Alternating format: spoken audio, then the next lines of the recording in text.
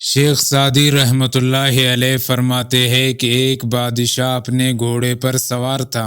وہ گھوڑا کسی وجہ سے بھٹک گیا اور بادشاہ سر کے بل نیچے گر پڑا۔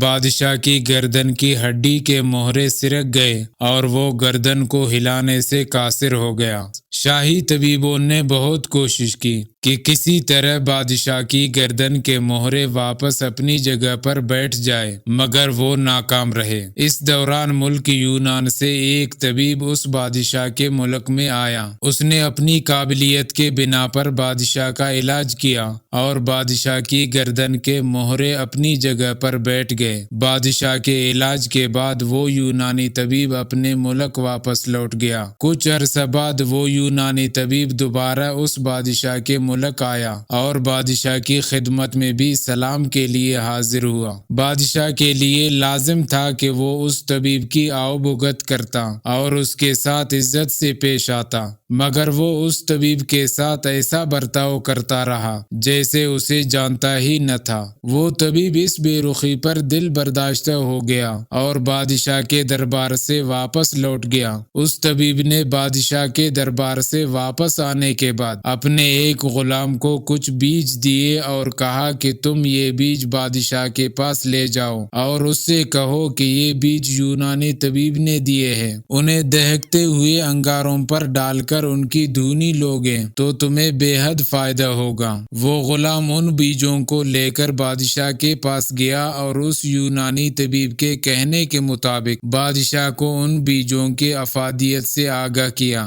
بادشاہ نے فوراً آگ جلانے کا حکم دیا اور اس آگ میں وہ بیج ڈال کر ان کی دھونی لی۔ جب بادشاہ کو دھواں لگا تو اس نے ایک زوردار چھینک ماری اور پھر اس کی گردن کی مہرے اپنی جگہ سے سرک گئے۔ بادشاہ اس صورتحال سے بڑا پریشان ہوا اور اس نے حکم دیا کہ یونانی طبیب کو ڈھونڈ کر میرے پاس لایا جائے۔ بادشاہ کا حکم ملتے ہی شاہی پیادے اس یونانی طبیب کی تلاش میں نکلے، لیکن وہ طبیب نہ ملا۔ نتیجتاً اس مغرور بادشاہ کی گردن ٹھیک نہ ہو سکی۔ شیخ سعدی رحمہ اللہ فرماتے ہیں، حق شناس کتا ناشکر آدمی سے بہتر ہے۔ ہمیشہ زندگی اس طرح بسر کرے کہ دیکھنے والے تمہارے درد پر افسوس کی بجائے تمہارے صبر پر رشک کریں۔ تمہارے ہر کام پر واہ واہ کے ڈونگرے برسانے والے تمہارے خیرخواہ نہیں ہیں، بلکہ تمہارے حقیقی خیرخواہ وہ ہے جو تمہیں غلط رویے پر ٹوکتے ہیں۔